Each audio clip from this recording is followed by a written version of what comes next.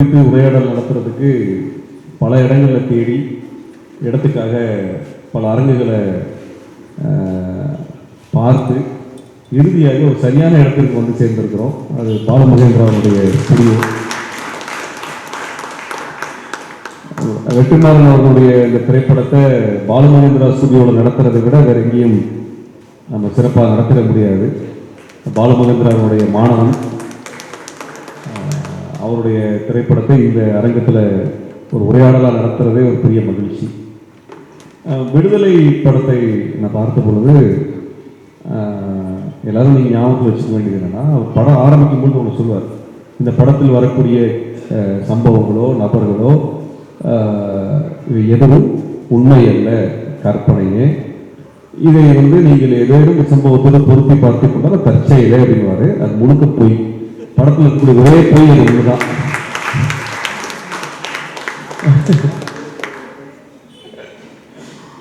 படத்தில் அந்த ஒரு பொய் தான் சொல்லியிருக்கிறாரு. மற்றபடி படம் முழுக்கமே நம்ம தமிழ்நாட்டுடைய கடந்த 60 ஆண்டு கால வரலாறை 60-80 ஆண்டு கால வரலாறை ஒரு திரைப்படமாக 2.5 மணி நேரத்துக்குள்ள சுருக்கி கொடுத்திருக்கிறார். இந்த 80 ஆண்டு கால அனுபவம் நம்ம தமிழ்ல நம்மளுக்கு இருக்கக்கூடிய அனுபவங்கள் இருக்குல்ல, பல சம்பவங்கள்ல நம்ம பார்த்த அந்த அனுபவங்கள் இந்த படத்துல பல்வேறு காட்சிகளோடு நம்ம பொருத்தி போகிறத நம்மளால தவிர்க்கவே முடியாது. தமிழர்களுடைய வாழ்க்கை எப்படி இருந்தது, விவசாய கூலியாக நம்ம எப்படி இருந்தோம் அப்படிங்கிறத இந்த படத்துல நம்ம உணர முடியும். தொழிலாளியாக எப்படி தமிழர்கள் இருந்தார்கள் அப்படிங்கிறத உணர முடியும். நமக்கு வாய்த்த அரசியல்வாதிகள் எப்படி இருக்காங்க அப்படிங்கிறதையும் நம்ம படத்துல பார்க்க முடியும். நமக்கான அதிகாரிகள் என்னெல்லாம் எப்படியெல்லாம் இருந்திருக்கிறாங்க அப்படிங்கிறதும் படத்துல நீங்க பார்க்க முடியும். நம்மோடு இருக்கக்கூடிய தோழர்கள் எப்படி இருக்கிறாங்க, சக மனிதர்கள் எப்படி இருக்கிறாங்க, அன்பு எப்படி இருந்திருக்கு, காதல் எப்படி இருந்திருக்கிறது, இது எல்லாமே இந்த படத்துல நம்ம இந்த 80 ஆண்டு கால விஷயத்தையும் தொகுத்து சொல்லியிருக்காங்க. 80 ஆண்டுகளுக்கு முன்பாக இருக்கக்கூடிய சம்பவங்களை சொல்லக்கூடிய அந்த காட்சி அது ஒரு 60 ஆண்டுகளுக்கு பின்னாடி நடக்கக்கூடிய காட்சியோடு பார்த்தோம்னா அது எல்லாமே பொருத்தி பார்க்கக்கூடிய காட்சியாகவே நமக்கு எதுவுமே அந்நியமாலாம் இல்லை. அந்த படத்துல நீங்க பார்க்கறது இன்னும் சொல்ல போனா அந்த படத்தை குடும்பத்தோட பார்க்கணும்னு நம்ம சொல்றோம். ஏன்னா உங்க கூட ஒரு திரைப்படம் பார்ப்பதற்கு உங்க வீட்டில் பெரியவராக இருக்கக்கூடியவங்க, உங்க தாத்தாவோ அல்லது ஒரு 60 வயது கொண்ட ஒரு உறவு வர்றாங்கன்னா, ஒரு அம்மாவோ வர்றாங்கன்னா, அவங்க காலத்துல என்னெல்லாம் பார்த்தாங்களோ என்னெல்லாம் அனுபவிச்சாங்களோ அதையெல்லாம் நீங்க படத்துல அவங்க மூலமா நீங்க ரெஃபர் பண்ண முடியும். அதே போல 30-40 ஆண்டுகளுக்கு முன்னாடி என்ன நடந்துச்சு அப்படின்னா அந்த மாதிரி ஒரு 50-40 வயது கொண்ட இளைஞர்களோடு நீங்க அதை 50-40 இப்போ இளைஞர்கள் தான், அதனால அதோடையும் சேர்த்து நம்ம அந்த படத்துல காட்சியில பார்த்துக்க முடியும். இதுல நம்மளுக்கு இதுவரைக்கும் தமிழ் திரையுலகத்துல எப்போ பார்த்தீங்கன்னா எல்லா சமூக போராட்டம் நடக்கும். அதுல அரசியல்வாதி போட்டு அடிச்சு நொறுக்குவாங்க. அவர் அரசியல்வாதி வில்லனா இருப்பாரு, முக்காவாசி படத்துல அரசியல்வாதி வில்லனா இருப்பாரு, கட்சிக்காரர்கள் வில்லனா இருப்பாங்க. கடைசியில அதையெல்லாம் சரி பண்ணக்கூடிய ஆளா 2 பேரை காமிப்பாங்க. ஒண்ணு நீதிபதி எல்லாம் சரி பண்ணுவாரு, இன்னொரு கலெக்டர் ஆபீசர் சரி பண்ணுவாரு அப்படின்னு. உண்மையா சொல்ல போனா இந்த பிரச்சனைக்கெல்லாம் யார் காரணம் அப்படிங்கிறத இந்த அதிகாரிகள் எப்படி யோசிக்கிறாங்க அப்படிங்கிறத சரியா இந்த படத்துல காமிச்சிருக்காங்க. அதாவது நம்மளுடைய பொதுவாக நம்ம கேட்டா என்ன சொல்லுவோம், இந்த பள்ளிக்கூட மாணவர்களை பார்த்து கேட்டோம்னா நீ என்னப்பா ஆகணும்னு நினைக்கிற, நான் கலெக்டர் ஆகணும்னு நினைக்கிறேன், நான் ஐஏஎஸ் ஆகணும்னு நினைக்கிறேன், இன்னும் நாட்டுக்கு நல்லது பண்ண நெஞ்சு ஐபிஎஸ் ஆகணும்னு நினைக்கிறேன் அப்படின்னு நம்ம பொதுவாக சொல்லி பழகிட்டோம். இன்னும் சொல்ல போனா ஐஏஎஸ் படிக்கிறேன், ஐபிஎஸ் படிக்கிறேன் அப்படிங்கிறது ஒரு பெருமையான ஒரு விஷயமாகவும் நம்ம பார்த்துருக்கோம். ஆனால் ஐஏஎஸ் என்ன வேலை செய்யும், ஐபிஎஸ் எப்படி இயங்கும் அப்படிங்கிறத இந்த திரைப்படத்துல ஒரு என்ன சொல்றோம் பாடமாக எடுத்திருக்கிறாங்க. இதை நம்ம இத்தனை ஆண்டு காலமாக இங்க இருக்கக்கூடிய இயக்கங்கள் எவ்வளவோ பிரச்சாரம் செஞ்சு அதை கொண்டு போகணும்னு நினைச்ச விஷயத்தை ரொம்ப எளிமையாக ரொம்ப துல்லியமாக இந்த படத்துல காமிச்சிருக்கிறாங்க. அது இந்த படம் ஏன் வரலாற்று சிறப்பு மிக்க படம் அப்படின்னா, நம்ம எல்லாம் கண்ணுக்கு முன்னாடி பார்க்கக்கூடிய இத்தனை பிரச்சனைகளுக்கு யார் காரணம், கண்ணுக்கு தெரியாமல் இருக்கிறார்களே அவர்கள் எப்படி இயங்குறாங்க, எப்படி யோசிக்கிறாங்க, எதை பார்க்குறாங்க, எப்படி முடிவெடுக்கிறாங்க.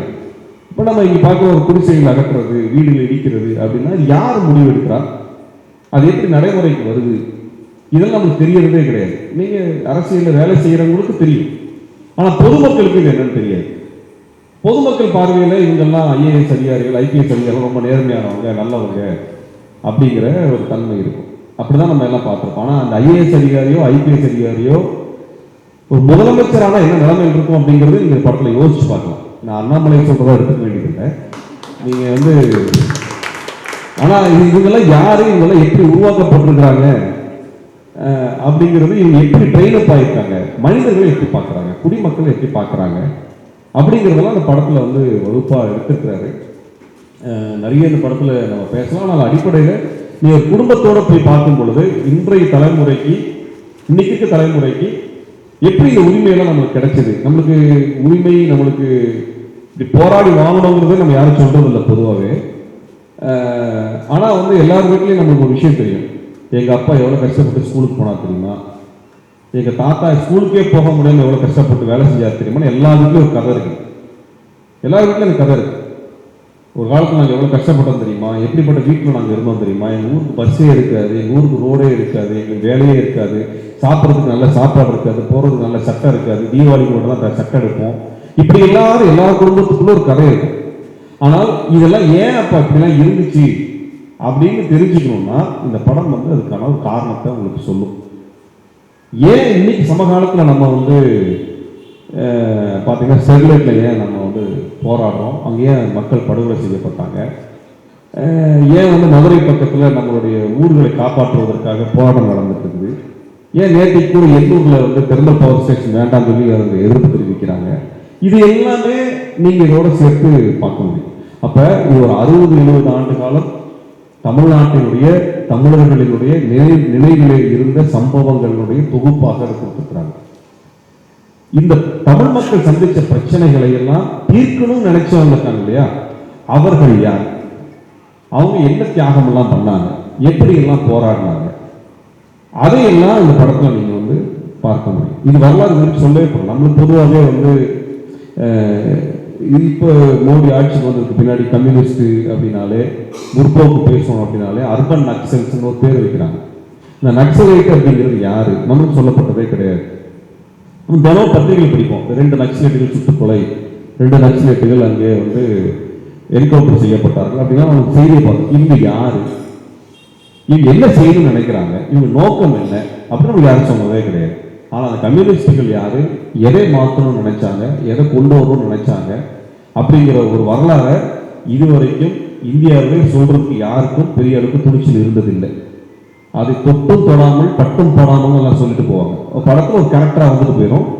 அப்புறம் கடைசி என்ன பண்ணுவாங்கன்னா, இவங்களும் தப்பு தான், இவங்க முறையும் தப்பு தான், அந்த முறையும் தப்பு தான் அப்படின்னு சொல்லி எல்லாத்தையும் பூச்சி மூடிக்கிட்டு போகிறது நம்ம நடந்துட்டே இருக்கு. ஆனால் இதில் தோல் உரிச்சு காட்டுறோம்னு சொல்லுவாங்க இல்லைங்களா, அது வந்து இந்த படத்தில் இருக்குது. அதனால் இதுவரைக்கும் நமக்கு சொல்லாத பல விஷயங்கள், நம்ம கேட்காத பல விஷயங்கள் இந்த படத்தில் வெளிப்படையாக துணிச்சலாக சொல்லியிருக்கிறார். உண்மையாக சொல்லணும்னா தமிழ் மக்களுடைய வரலாறுகளை தொகுத்து, தமிழ்நாட்டில் நடந்த போராட்டங்களை, மக்கள் வாழ்க்கையில தொகுத்து படம் பண்ணியிருந்தாலும் இந்த படம் உண்மையில் ஒரு சர்வதேச படம்.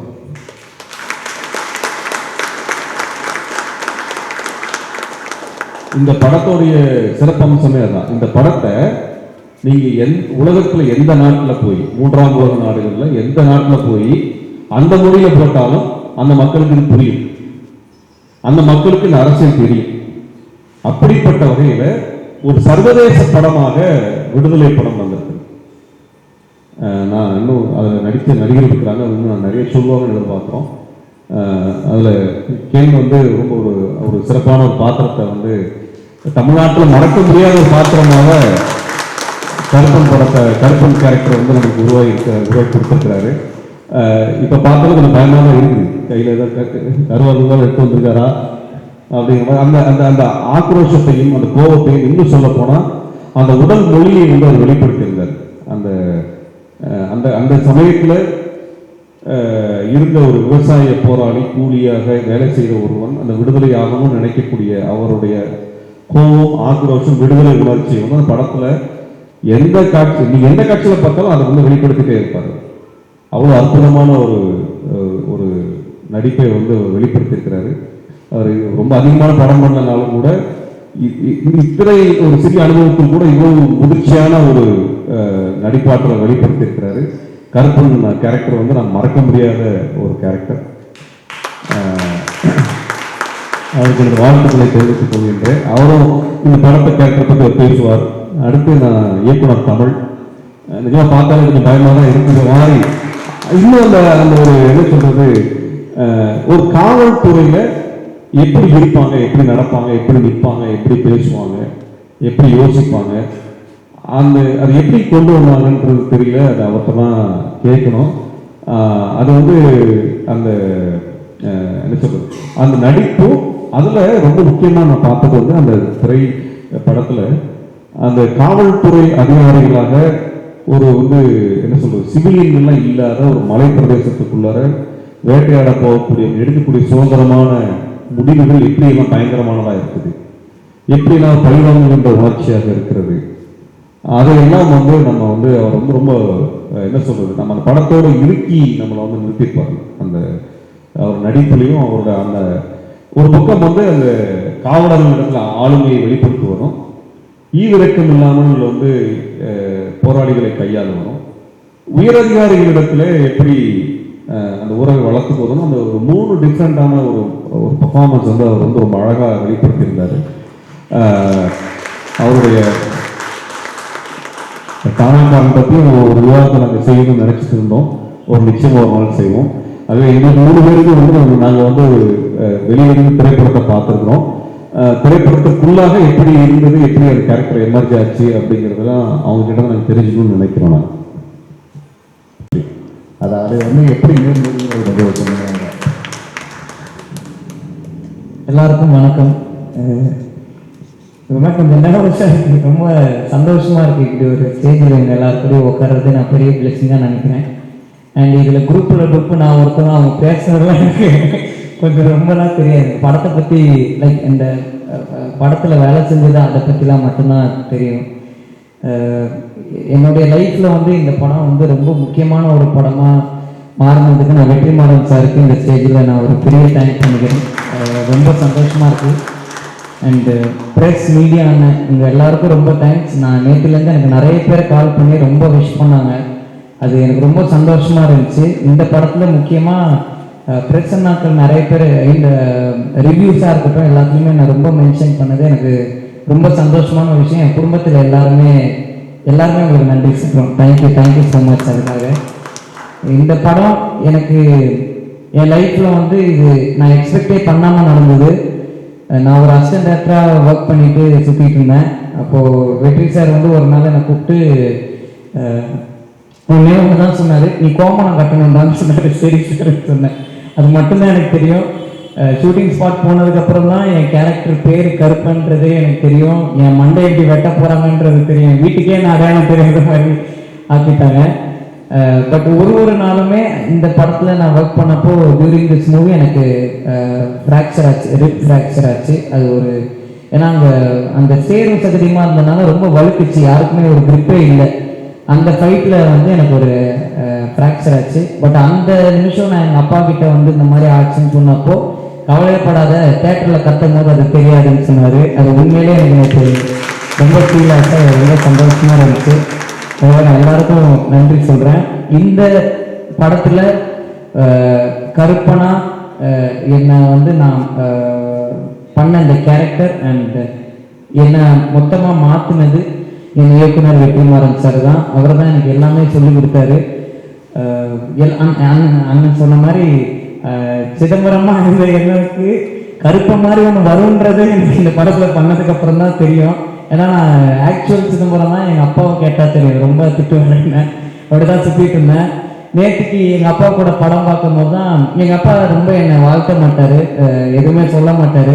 இந்த குழந்தையா ஃபர்ஸ்ட் பிளேஸ் வாங்கிட்டேன்னு வந்து எங்கள் அப்பா கிட்ட நின்னா கூட சரி அங்கே வச்சிருக்குவாரு. என்ன இப்படி இருக்காரு, ஒரு ஒரு ஒரு இது ஃபீலிங்ஸே இல்லாமல் இருக்காருங்க. ஆனால் நேற்றுக்கு இந்த படத்தில் நான் நடித்தது எங்கள் அப்பாவுக்கு பெரிய பெருமை. இந்த படத்தில் நான் அப்படி பண்ணோன்னே தேட்டரில் வந்து ஃபர்ஸ்ட் டைமே எங்கள் அப்பா நான் பார்த்து நல்லா பண்ணியிருக்கேன் அப்படின்னு எனக்கு அது ரொம்ப சந்தோஷமாக இருந்துச்சு. அது அது எக்ஸ்பிரஸே பண்ண முடியாத அளவுக்கு ஒரு ஃபீலிங்காக இருந்துச்சு. விடுதலை என்னுடைய லைஃப்பில் ஒரு முக்கியமான படமாகவும் என் லைஃப்பை அதை உண்மையில ரொம்ப மாற்றிருக்குன்னு நான் ரொம்ப நம்புகிறேன். உங்கள் எல்லாருக்கும் ரொம்ப நன்றி. Thank you so much. அபயம் படிப்பகம் வந்து ஒரு கலந்துரையாடல் எடுத்ததுக்கு படக்குழு சார்பாக முதல்ல நான் நன்றி தெரிவிச்சுக்கிறேன். வெறுமனே இந்த படத்தில் நடித்தேன் அப்படிங்கிறதுக்காக நான் இந்த மேடையில் உட்காரலை. இந்த திரைப்படத்தில் சொல்லப்பட்ட கருத்துக்கள் ஒருவேளை இந்த படத்தில் நடிக்காட்டி கூட நான் இங்கே கண்டிப்பாக வந்து உங்களில் ஒரு ஆளாக நான் கண்டிப்பாக இதில் கலந்துருப்பேன். என்னன்னா திரைப்படம் அந்த திரைப்படத்தில் மகாலட்சுமியோட அழுகை வந்து அது மகாலட்சுமியோட அழுகை கிடையாது, அது எண்ணற்ற தாய்மார்களோட அழுகை. போராட்டங்கள் எல்லாமே எல்லாரும் இன்புற்று இருக்கத்தான். அதுக்காக தான் தோழர்கள் வந்து தொடர்ச்சியான போராட்டங்களை நடத்திக்கிட்டே இருக்காங்க. நிறைய தோழர்களுக்கு அது அங்கீகாரம் கிடைக்காம கூட போயிருக்கலாம். ஆனால் அவங்களை நினைவு கூறுறதுங்கிறது வந்து நம்மளோட கடமை. தமிழர்கள் வந்து எப்போதுமே அந்த இதை நினைவு கூறுறவங்க அப்படிங்கிற முறையில் இந்த திரைப்படம் வந்து தமிழ்நாட்டில் வாழ்ந்த மறைந்த எண்ணற்ற தோழர்களை நினைவுபடுத்துது அப்படிங்கிறது இந்த படத்தோட பெரிய கொண்டாட்டமான மகிழ்ச்சியானதாக நான் பார்க்குறேன். நான் இந்த படம் நிறைய கேள்விகளை எழுப்பிச்சு. இன்னைக்கு என்னோட ஒரு நேர்காணலில் இருந்து நிறைய பேர் கேட்டாங்க, எப்படி சென்சாரை தாண்டி இந்த படம் இப்படிலாம் வந்துச்சு அப்படிலாம் ஒரு கேள்வி கேட்டாங்க. நான் சொன்னேன், இந்தியாவில் பெஸ்ட் இயக்குநர்களில் வரிசையில் இருக்கிற ஒரு இயக்குநரோட படத்தை அப்படி எந்த சென்சார் போர்டெல்லாம் மறைச்சிட முடியாது. அது மிகப்பெரிய டிபேட்டை உருவாக்கும். வெற்றிமாறன் தவிர இந்த படத்தை யாரும் அதை செய்யவே முடியாது. அப்படிலாம் வெற்றி என்ன படத்தை தடுக்கிறவும் முடியாது அப்படிங்கிறது தெரியும். ஏன்னா அவரோட படத்தை தடுக்கும் போது இங்கே எண்ணற்ற கேள்விகள் வந்துடும், அது அதிகாரிகளுக்கு நெருக்கடியாக மாறும் அப்படின்னு தான் நான் பதில் சொல்லிட்டு வந்தேன். இந்த படங்கள் பல விஷயங்களை சொல்லிக்கிட்டே போகுது. ஒரு காட்சி எடுக்கிறதுக்கு கிட்டத்தட்ட 3 மணி நேரம் 3.5 மணி நேரம் வண்டியில டிராவல் ஆகி அதுக்கப்புறம் மலைக்குள்ள நடந்து போய் ஒரு காட்சி இந்த கடைசியா சண்டை நடக்கிற இடத்துக்குலாம் நாங்கள் டிராவல் ஆகி 2 மணி நேரம் போவோம். அதுக்கப்புறம் மலையில ஏறுவோம், அதுக்கப்புறம் திருப்பி இறங்குவோம். நிறைய கஷ்டங்களுக்கு நடுவில் இந்த படங்கள் எடுத்துக்கிட்டே இருந்தாரு. ஏன் இவ்வளவு கஷ்டப்படணும் அப்படின்னு ஒரு படைப்புக்காக கஷ்டப்படுறதுன்னு ஒன்று இருக்குல்ல, அதுதான் வெற்றி நட்டருக்கு மிகப்பெரிய அற்புதமான விஷயமா நான் பார்க்குறேன்.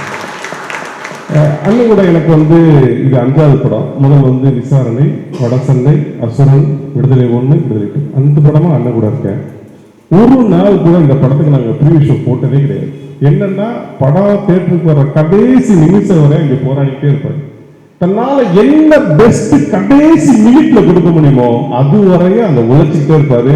அந்த படம் ரிலீஸ் ஆகிற கடைசி நிமிஷம் வரையும் நாங்கள் எல்லாருமே டப்பிங் தேட்டர்ல இருக்கோம். அந்த டப்பிங் தேட்டர் வந்து வரவே மாட்டோம். இந்த படத்துக்கு கூட கடைசியா முதல் நாள் வந்து நான் 8 நிமிஷத்தை குறைச்சிட்டேன், இந்த படத்துல இருந்து நான் நிறைய கத்துக்கிட்டேன் அப்படின்னு வெளியில வந்து சொல்ற அந்த இதே போட்டிருக்கேன். அது இந்த படத்துக்கு முதல் நாள் நடந்தது. அப்படியா அவரால் அவர்கிட்ட சினிமாவில் நான் கத்துக்கிட்டது என்னன்னா உழைப்பு தான். ஒரு படத்துக்கு என்ன உழைக்க முடியுமோ, தன்னால எவ்வளவு கஷ்டப்பட முடியுமோ, எவ்வளவு உழைப்பு செலுத்த முடியுமோ அந்த உழைப்பை செலுத்தி அந்த படத்தை வந்து தூக்கி நிறுத்துவாரு. தொடர்ச்சியா தோல்வியே இல்லாத ஒரு இயக்குனர் வரிசையில் மீண்டும் மீண்டும் அமர்றதுக்கு அவரோட உழைப்பு பெரிய காரணம் நான் நினைக்கிறேன். அதனால மீண்டும் இந்த நிகழ்ச்சி ஏற்பாடு பண்ணதுக்கு ரொம்ப நன்றி. வணக்கம். தானாக்காரன் எடுத்த படமும் போலீஸ், இப்போ இந்த படத்துலையும் போலீஸ். அநேகமாக இன்னும் ஒரு 100 வருஷத்துக்கு அப்புறமா சொல்லி பார்த்தாங்கன்னா இங்கிருந்து ஒரே போலீஸ் நீங்கள் தான் இருப்பீங்கன்ற மாதிரி வந்து இருக்கக்கூடிய வாய்ப்பு இருக்குது. ஏன் வந்து போலீஸ் பாத்திரங்கள் நீங்கள் தேர்ந்தெடுக்கிறீங்களா அல்லது வருதா? ஒன்று.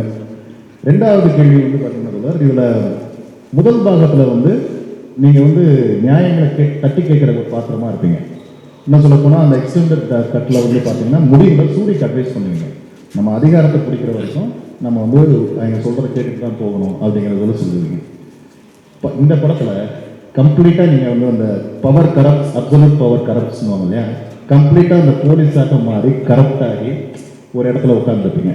ஸோ இந்த கர்வ் இருக்கு இல்லையா, இந்த பாத்திரத்துக்கான முழுமையை வந்து தோழர் மட்டும் சொல்லிட்டாரா, முன்னாடியே தெரியுமா, அல்லது த்ரோ படத்தில் வந்து வளர்ந்த விஷயமா அப்படிங்கிற? என்னன்னா இந்த போலீஸ் கதாபாத்திரங்கிறது திருப்பி என்கிட்ட வரதாக இருக்கு. நான் காக்கி சட்டையே வேணாம் தான். நான் 12 வருஷம் போலீஸில் ஒர்க் பண்ணிட்டு இருந்தேன். காக்கி சட்டையே வேணான்னு தான் வெளியில் வந்தேன். ஆனால் சினிமாவில் வந்து நான் அதிகமான காக்கி சட்டையை தான் திருப்பி போடுறேன். நான் முதல் கதை வந்து உண்மையிலே வேற ஒரு கமர்ஷியல் மீட்டரில் எழுதினேன். வெற்றி அண்ணன் வந்து தான் அவர் சொன்னார், உன் பலமே போலீஸ் தான்டா, அதில் ஒரு கதை பார்த்து அப்படின்னாரு. அவர் சொன்னதுக்கப்புறம் தான் தானாக்கிறேன் நான் வந்து எழுதவே ஆரம்பித்தேன். நான் 2வது படம் கண்டிப்பாக போலீஸ் கதை எழுத மாட்டேன், அது ஒரு கேங்ஸ்டர் கதை எழுதிருக்கேன். அப்படி தான் போகுது. இந்த கதை வந்து என்னென்னா, எப்போதுமே சினிமாவில் நான் வந்து தலைகீழ போய்ட்டு தான் முயற்சி பண்ணுவேன். அப்படி வந்து வடசென்னை நடிக்கிற வாய்ப்பெல்லாம் அண்ணன் சொல்லி விட்டேன். 2வது அசுரன் அண்ணன் கொடுத்து நடிக்க இந்த படத்தில் வச்சாப்புல. இந்த படம் வந்தப்போ நான் வந்து வேற ஒரு படம் நடிச்சிட்டு இருந்தனால அண்ணன்ட்ட வந்து என்னென்ன அப்படின்னு சொல்லி, நான் அங்கே கடம்பூரில் வச்சு இல்லை நான் பண்ணலை, எனக்கு வந்து இல்லை அப்படின்னு சொல்லி சரி போடா அப்படின்ட்டாரு. அப்புறம் கேம்புக்கு வந்ததுக்கப்புறம் ஒரு அமுதன்னு ஒரு எஸ்ஐ தேவைப்பட்டாரு. ரொம்ப பாசிட்டிவான கேரக்டர். எனக்கு ஒரு மாதிரி ஆக்சிடென்ட் சரி போலீஸில் நம்ம பாசிட்டிவ் கொண்டு வந்தேன் அப்படின்னு சொல்லி பாசிட்டிவ் கேரக்டரா அந்த படத்தை கொடுத்து நடித்தேன். முடிஞ்சோன்னா அந்த ஃபர்ஸ்ட் பார்ட் முடிஞ்சோன்னா செகண்ட் பார்ட் வந்து ஆரம்பிச்சோன்னே சொல்லிட்டாரு, இதில் ஒரு கேரக்டர் பண்ண நெகட்டிவாக நடித்தாரு. அப்புறம் வெற்றி அண்ணன் நடிக்கும் போது எனக்கு ஒரு பெரிய ப்ளஸ் என்ன இருக்குன்னா, நான் படத்தில் ஒத்துக்கிட்டே இருப்பேன், அப்படியே ஓடிக்கிட்டே இருப்போம், நடிக்கிறத பார்த்துக்கிட்டே இருப்போம். டக்கு ஒரு நாள் கொடுத்து நடிக்குவாங்க அப்படின்னு சொன்னா நம்ம உற்சாகமாக இருக்கும். ஏன்னா நம்ம நிறைய ப்ராக்டிஸே இருப்போம். அந்த ப்ராக்டிஸ் இருந்தால் இது வந்துச்சு. இந்த கேரக்டரு இப்படி வரும், இப்படி நடிக்கும் எதுவுமே வெற்றி என்ன எனக்கு இல்லை, யாருக்குமே சொல்ல மாட்டாரு. நடிகர்கள் யாருக்கும் வந்து முன்னக்கூடி டைலாக் பேப்பர்லாம் அண்ணன்ட்ட வராது. அப்படியே வந்தால் கூட அந்த டைலாக்ல சேஞ்ச் இருக்கும். அதனால அந்த டைலாக் மனப்பாடம் பண்ணுறதே இல்லை. சரி அண்ணன் ஏதாவது சொல்லுவாங்க கேட்டு நடிப்போம், அப்படிதான் எல்லாருமே உள்ள வர்றது. அப்போ உள்ளே போயாச்சு, நடிக்கலாம் அப்படின்னு சொல்லி நின்றாச்சு. அண்ணன் வந்து இல்லைடா உனக்கு மொட்டை போடணும் அப்படின்ட்டாரு, ஃபுல்லாக முடி வெட்டணும் அப்படின்ட்டாரு. அப்புறம் அவர் தான் முடி வெட்ட சொன்னார், அவர் தான் சேவ் பண்ண சொன்னார். அதோட என்னென்னா, அந்த அந்த இறங்கி நான் நடந்து வருவேன். கடைசியாக நான் சாதாரணமாக நடந்து வரேன். வந்தோடனே அவர் சொன்னார், இல்லை நீ சாதாரணமாக வரக்கூடாது, ஒரு மாதிரி வரணுண்டா, நீ கேப்பை கழட்டிட்டு இந்த முகத்தை ஒரு மாதிரி ஏதாவது பண்ண முடியுமான்னு பாரு அப்படின்னு அவர் தான் சொன்னார். அதுக்கப்புறம் தான் அந்த கேப்பை கழட்டிட்டு அப்படியே முகத்தை ஒரு மாதிரி வேறு தொடர்ச்சி நான் அப்படியே வருவேன். அது என்னன்னா அன்னன்னைக்கு அவர் சொல்லுவேன், அப்படியே கேட்டுட்டு எடுத்து தான், மற்றபடி தனியாக எந்த இன்புட் எனக்கு தரவில்லை. அது அவரோட சக்ஸஸ் தான். அது எங்களுக்கு வந்து ஆக்சுவலாக நிறைய சினிமா ஆர்வலர்களும் இருக்கிறாங்க. வெற்றிமாறன் தோழர் வந்து எப்படி சிந்திப்பார், எப்படி இயக்குவாருங்கிறது வந்து ஒரு மிகப்பெரிய எல்லாரும் கேட்க வேண்டிய விஷயமா, சுவாரஸ்யமான விஷயமா இருக்குங்கிறதுக்காக தான் கேட்டேன். உங்களுக்கு எப்படி தோழர், அது கோவணம் கட்டிங்களான்னு கேட்டதை தாண்டி வேறு ஏதாவது சொன்னாரா? எப்படி வந்து இந்த நடிப்பு வந்தார், இந்த பாத்திரத்தை பற்றி ஏதாவது சொன்னாரா இல்லையா?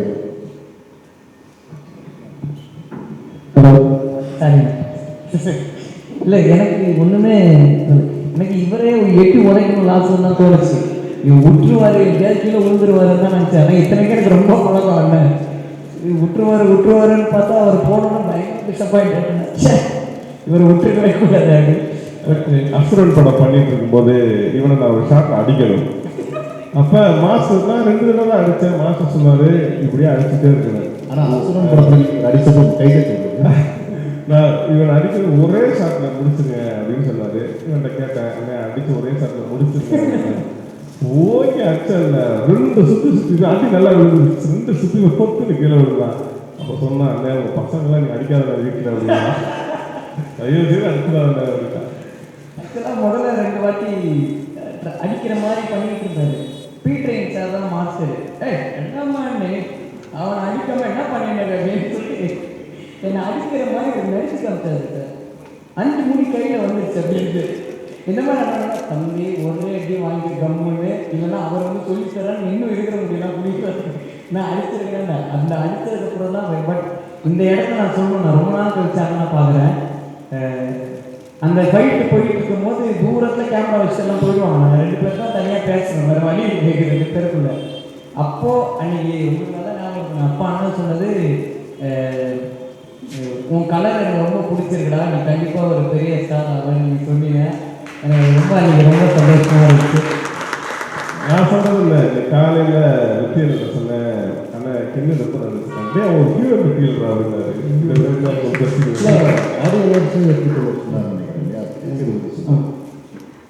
இந்த படத்தில் எனக்கு ஒன்றுமே தெரியாது. நான் அப்படியே போனதுக்கப்புறம் கோமனான்னு சொன்னதுக்கப்புறம் சார் ஆக்சுவலாக பயங்கரமாக நடிப்பார். வெற்றி சார் சூப்பராக நடிப்பார். வெற்றி சார் நடித்தது தான் நான் ஃபுல்லாக அப்படியே இது பண்ணேன்.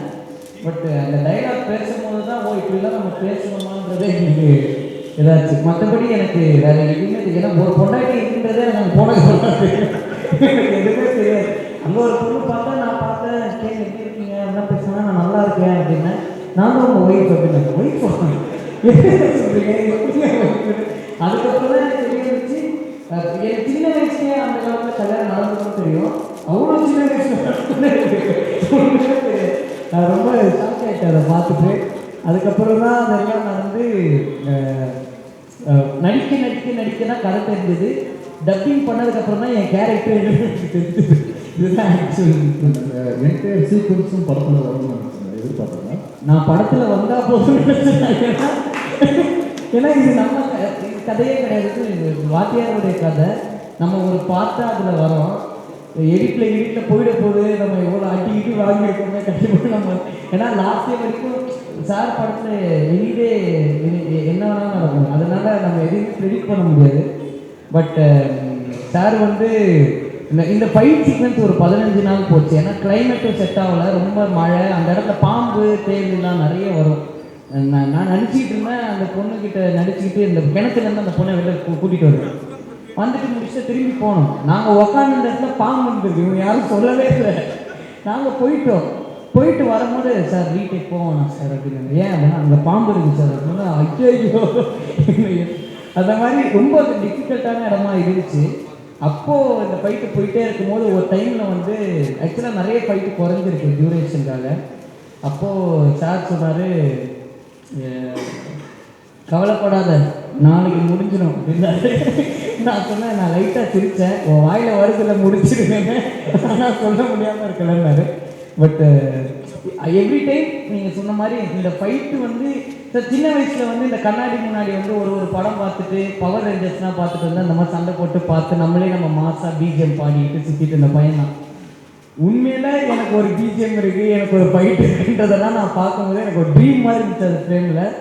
ஸோ அங்கே நடிச்சுட்டு இருக்கும் போது எனக்கு ஒரே ஒரு ஆசை வந்து இது தேட்டரில் எப்போ வரும்ன்றது தான் என்னுடைய பெரிய எக்ஸ்பெக்டேஷனாக இருந்துச்சு. அது நடந்துச்சு. சிட்டிலே வளர்ந்தவங்க இல்லையா, கிராமப்புற வாழ்க்கை பெரிய அனுபவம்லாம் இருந்திருக்கு. இந்த படத்தை பார்த்துருப்பீங்க, கடைசி வருஷம் பார்த்துருப்பீங்க இல்லையா, லேட்டஸ்ட் வருஷன் பார்த்துருக்கீங்க. இந்த படத்தை பார்த்ததுக்கப்புறம், ஏன்னா நீ ஒரு யங் ஜென்ரேஷன், நீங்கள் ஒரு பார்வையாளராக அந்த படத்தில் எதெல்லாம் உங்களுக்கு புதுசாக இருந்தது, எதெல்லாம் வந்து நீங்கள் இப்படிலாம் இருந்திருக்குமா, இப்படிலாம் நடந்திருக்குமா, அல்லது இப்படிலாம் இருக்குமா அப்படின்னு நீங்கள் எதை தெரிஞ்சுக்கிட்டீங்க இந்த படத்தில் அப்படின்னு உங்களால் சொல்ல முடியுமா?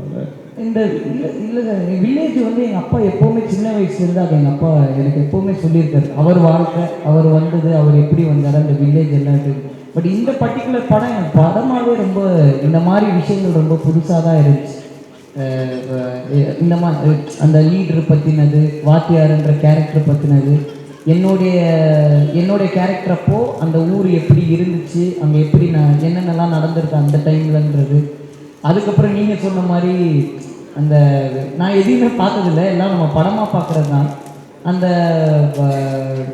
போலீஸ் பேசிக்கிறது அண்ட் வந்து அந்த பாதை அவங்க போவாங்கல்ல காட்டுக்குள்ளே கூட்டிகிட்டு, அந்த மாதிரிலாம் அவங்க போவாங்கன்றது. ஏன்னா இந்த மாதிரி கதைகள் எங்கள் அப்பா படிப்பார், எங்கள் அப்பா அந்த சிலது எனக்கு சொல்லுவார் கதைகளாக, இப்படிலாம் வாழ்ந்துருக்காங்க, இப்படிலாம் இருந்தேன். நேற்று கூட படம் பார்க்கும்போது அப்பா சொன்னதானா, பாரு நம்ம படமாக பார்க்கும்போது ஈஸியாக இருக்குது, பட் இப்படி ஒருத்தங்க உண்மையெல்லாம் வாழ்ந்துருக்காங்க பாரு, அவங்க எப்படி இதுவாக இருக்குன்றதா. ஸோ எனக்கு அது படமாகவே எனக்கு ரொம்ப புதுசாக இருந்துச்சு. எனக்கு உண்மையில் நியூ இடம் வந்து முதல் எடுத்தது வந்து கடம்பூர் பக்கத்தில் உள்ள மேலே இருக்கும். அங்கே நாங்கள் டென்ட்டு போட்டு போய் தங்கியிருந்தோம். அதான் படத்தோட முதல் பகுதியில் வர்றது. உள்ளே ரொம்ப தூரம் போகணும், கிட்டத்தட்ட வந்து ஒரு 2.5 மணி நேரம் வந்து சின்னதாக ஜீப் நகர்ந்து கல்லுக்கெல்லாம் ஏறி போகும். அங்கே எல்லாம் டென்ட் அடிச்சுட்டு டாய்லெட்டுக்கெல்லாம் நாங்களே இது பண்ணிவிட்டு அங்கேருந்து காலையில் 4:30 மணிக்கெலாம் எழுப்பி விட்ருவாங்க. எழுப்பி விட்டு அப்படியே நடந்தே போவோம். இன்னொரு விஷயம்னா உள்ள சாப்பாடு வராது, அதனால் கையில் சாப்பாடு எடுத்துகிட்டு போயிடுது. முடிச்சுட்டு அந்த சாப்பிட்ட பொருள்லாம் போட்டால் விலங்குகள்லாம் அதிகமாக வந்துடும் அப்படின்ட்டாங்க. அதனால சாப்பாடு இருக்காது, பிஸ்கட்டு டீ இதெல்லாம் தான் கொடுப்பாங்க. முடிச்சுட்டு 4 மணிக்கெலாம் அங்கேருந்து ரிட்டர்ன் கிளம்புங்க அப்படின்பாங்க. அங்கேருந்து நடந்தே வருவோம். எங்களுக்கு மேலே இயக்கம் நடந்து உள்ள போயிடுவார். அவர் நடந்ததால எல்லாரும் நாங்கள் நடந்தே போவோம். அது பெரிய அனுபவமாக தான் இருக்கு. இந்த திரைப்படத்தில் கம்யூனிஸ்ட் கட்சியினுடைய வரலாறு வந்து பல வழிகளில் சொல்லலாம். இந்த படத்தில் வந்து கம்யூனிஸ்ட் கட்சியினுடைய கோட்பாட்டு ரீதியான வரலாறை சொல்லியிருக்கிறதா நான் பார்க்குறேன். இந்திய கம்யூனிஸ்ட் கட்சியினுடைய கோட்பாட்டு ரீதியான ஒரு அந்த அந்த அமைப்பில் ஏற்பட்ட விவாதம், அதன் அடிப்படையில் அந்த கட்சி உடைந்தது, பிரிந்தது. அதிலிருந்தும் அடுத்தடுத்த கட்டங்கள் அதை எப்படி பிரிந்து வந்தது அப்படிங்கிறத வந்து சொல்லணும்னா உண்மையாலுமே கம்யூனிஸ்ட் கட்சியோட வரலாறு தெரிஞ்சால் மட்டும் பத்தாது, கோட்பாட்டை பற்றியான ஒரு புரிதல் இருக்கும்.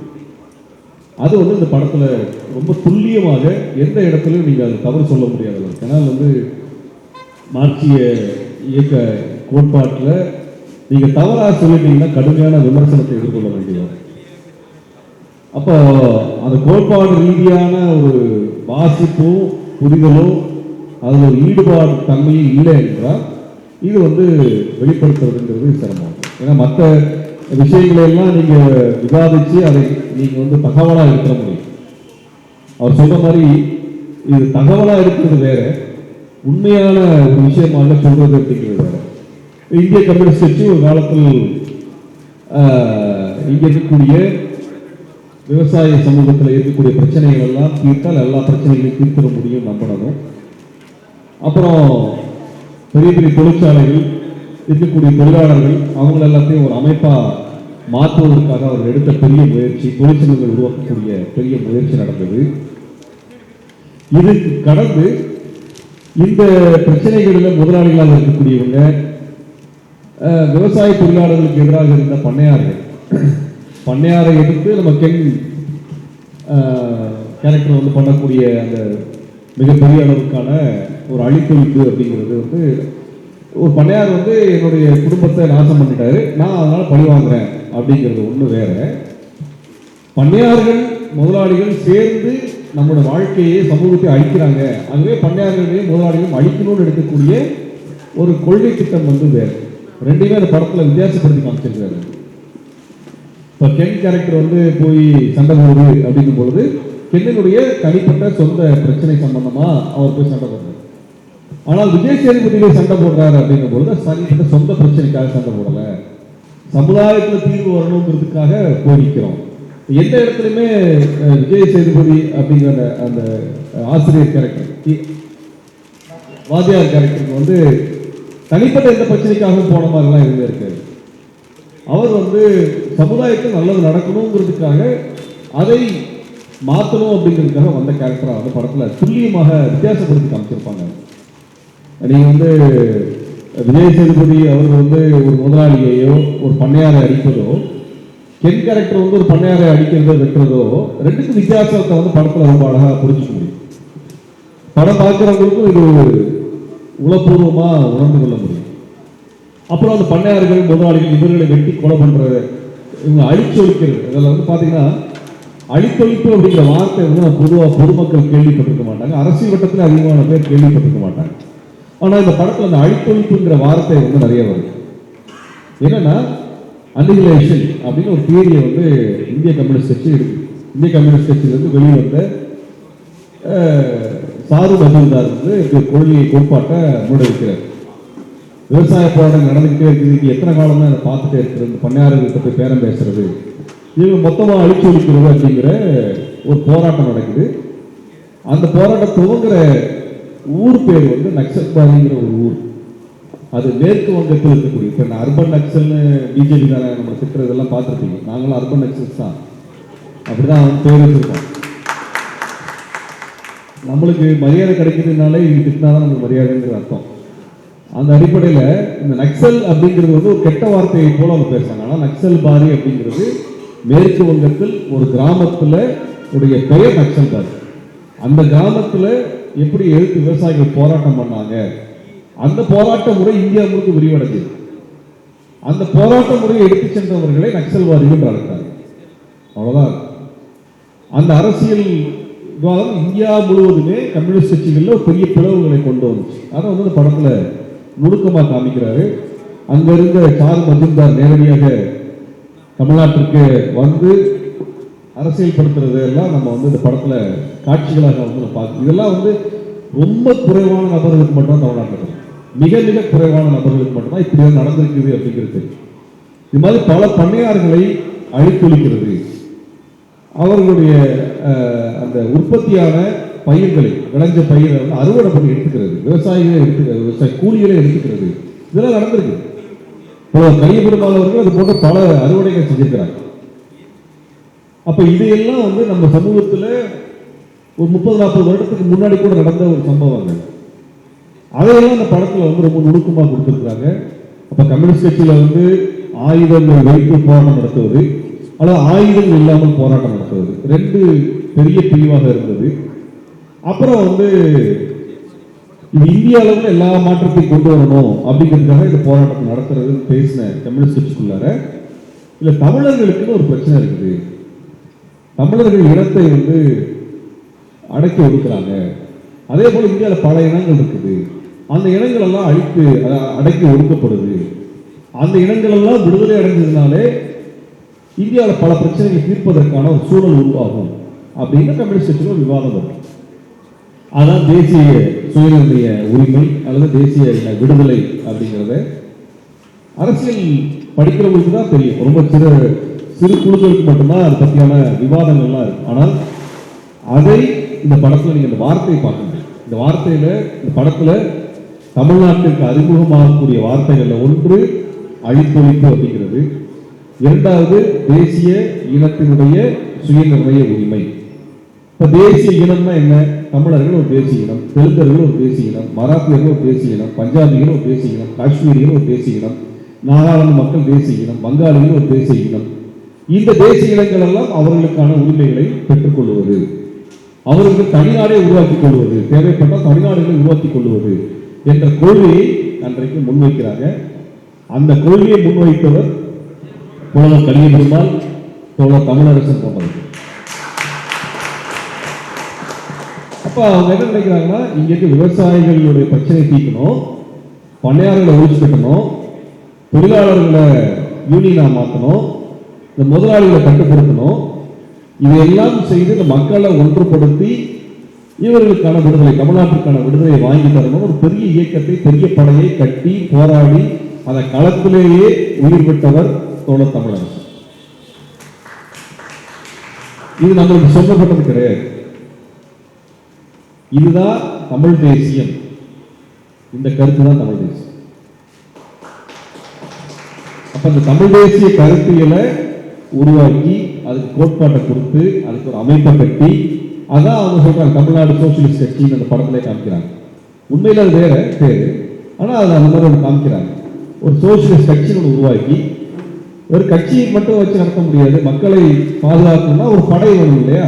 அப்ப அதற்கென்று தமிழ் மக்கள் படை அப்படின்னு படையை உருவாக்குற மாதிரி தமிழ்நாடு விடுதலை படையில ஒரு படை உருவானும். இன்றைக்கு அவர்கள் இருக்கிறாங்க. இன்றைக்கு தமிழ்நாடு விடுதலை படை சார்ந்த தோழர்கள் இருக்கிறாங்க. தொடர்ச்சியாக அந்த அமைப்பு தடை செய்யப்பட்டாலும் கூட அதிலிருந்து வெளியே வந்து பல்வேறு ஜனநாயக அமைப்புகள் இணைஞ்சி வேலை செஞ்சுட்டு இருக்கிறாங்க. அந்த தமிழ்நாடு விடுதலை படை அப்படின்னு ஒரு படை உருவாக்கியவர் தோழர் தமிழரசன். அந்த தமிழ்நாடு விடுதலை படை பல மாற்றங்களை கொண்டு வந்துச்சு. அதுல ஒரு மாற்றம் வந்து நம்ம எல்லாரும் தெரிஞ்சுக்க வேண்டிய மாற்றம். இந்த படத்துல காமிப்பாங்க, ஒரு போலீஸ் ஸ்டேஷனுக்குள்ள போய் அடிச்சு போலீஸ் ஸ்டேஷனை இதுக்கு ஒரு காவலரை வெட்டி அந்த ஒரு பெண் வந்து சீர்குலைக்கப்பட்டு கிடப்பாங்க. தூக்கிட்டு காப்பாற்றி கொண்டு வரதெல்லாம் பார்த்துருக்கேன். இதெல்லாம் வந்து அங்கே கடலூர் மாவட்டத்தில் நடந்த சம்பவங்கள்.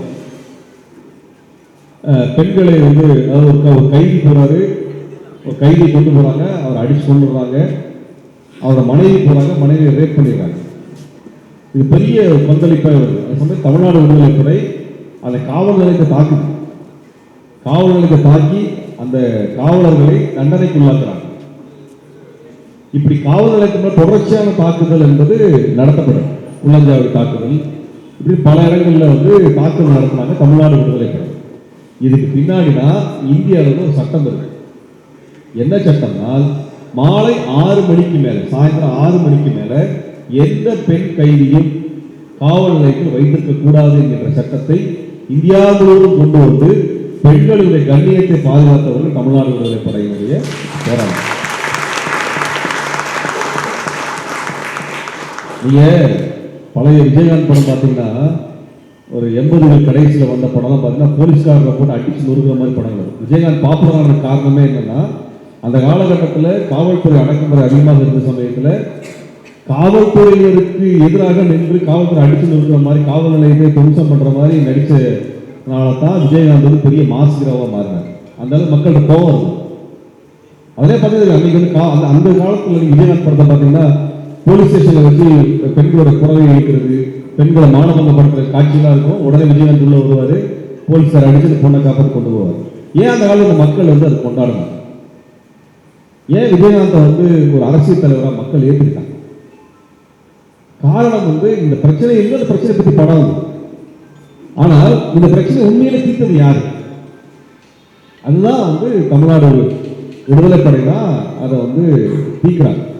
அதுக்கு பிறகு அவருக்கு சிறைக்கு போன தோழர்கள் 10 ஆண்டுகள் 15 ஆண்டுகள் சிறைக்கு போனவங்க இருந்தாங்க. கமலஹாசன் 87 கொல்லப்பட்டாரு. அதுக்கப்புறம் லெனி கொல்லப்பட்டாரு, மாறன் கொல்லப்பட்டாரு, நாகராஜன் கொல்லப்பட்டாரு. பல கொலை செய்யப்படுகிறார் காவல்துறையினரால். அதில் பல பேர் கொலை செய்யப்படுகிறாங்க. 20-30 பேருக்கு மேல சொல்லப்படாத எண்ணிக்கை கொலை செய்யப்பட்டவர்கள். அவர்களுக்கு வரலாறு யாருங்க சொல்றது? யாராவது சொல்லணும்ல. அவங்க சொந்த காசுக்காக சொந்த தேவைக்காக கொள்ளையடிச்சாங்க. நம்ம ஊர்ல கொள்ளைக்காரங்க படத்தெல்லாம் வந்து நம்ம எடுத்து படமா போட்டு பார்த்துருக்கோம். ஆனா மக்களுக்காக உயிர் கொடுத்தவங்களுடைய வரலாறு யாரு சொல்றதுக்கு தயாரா இல்லாத போது இதையெல்லாம் ஒரு புனைவுகளாக, கதைகளாக, சம்பவங்களாக வைத்து ஒரு கதையை பின்னி அதை நீங்க நம்மகிட்ட கொடுத்துருக்காரு. இதை விட ஒரு பெரிய துணிச்சல் ஒரு படைப்பாளிக்கு நம்ம இந்தியாவில் பார்க்க முடியாது. அதுவும் இந்த காலகட்டத்தில் நான் சொன்னது அந்த படத்தில் இருக்கிற ஒவ்வொரு காட்சிக்கும் பின்னாடி ஒரு உண்மை கதை இருக்கு. ஒரு பெரிய வரலாறும் பெரிய துயரமும் இருக்கு.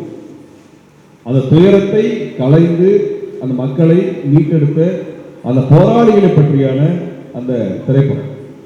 அந்த வகையில் தான் சொல்லணும்னா இந்த படத்தை வந்து ஒரு தடவை இல்லைங்க, குறைஞ்சபட்சம் 2 தடவை 3 தடவை பாருங்க. 2 தடவை 3 தடவை அந்த படத்தை வந்து நீங்க பார்த்தே ஆகும். அப்பதான் வந்து அந்த படத்தில் பல நுணுக்கமான காட்சிகள் வந்து வைக்கப்படும். ஏன்னா படத்தை காட்சி ஒவ்வொன்றும் சொல்லிட்டு போக முடியாது இல்லைங்களா? ஆனால் அது வந்து படத்தில் வந்து ஒரு தொழிற்சங்கத்துக்குள்ளார சங்கம் உருவாக்குறதுக்கு எவ்வளோ கஷ்டப்பட்டாங்க, விவசாயிகளை சங்கமாக மாற்றுறதுக்கு என்ன கஷ்டப்பட்டாங்க. 2 பாடம் இருக்கு. 2 பெரிய வரலாறு. இந்தியா தமிழ்நாட்டில் தொழிற்சங்கம் உருவான வரலாறு என்பது ஒரு பெரிய 100 ஆண்டு கால வரலாறு. அதில் அதை வந்து காமிச்சிருப்பாங்க. விவசாய சங்கம் உருவாக்குறது யாருனால் அதில் வந்து நீங்க கிஷோர் கேரக்டர் வந்து கரெக்டாக அதை கொண்டு வந்து வச்சிருப்பாங்க. கிஷோர் கேரக்டர் வந்து கேக்குற அந்த கேரக்டர் வந்து ராஜ்சங்கரன் சொல்லுவார், விரிவாக சொல்லுவார். அது தமிழ்நாட்டுக்குள்ள கம்யூனிஸ்ட் கட்சியை கட்டிய TSR வரலாறு சொல்லுவாங்க. நீ கம்யூனிஸ்ட் கட்சி வரலாறு படிக்கணும்னா அதில் தான் நீங்கள் படிக்க முடியும். அதில் தான் நீங்கள் ஆரம்பிக்க முடியும். சிங்காரவர்கள் ஆரம்பித்து வர முடியும். இந்த படத்தில் ரொம்ப பிடிச்ச விஷயம் என்னன்னா, பொதுவாக நம்ம ஊரில் வந்து ஒரு தத்துவத்தை வந்து பேசணும், ஒரு தத்துவத்தை எதிராக நிறுத்துவாங்க. ஒரு கட்சிக்காரனை பற்றி பேசணும்,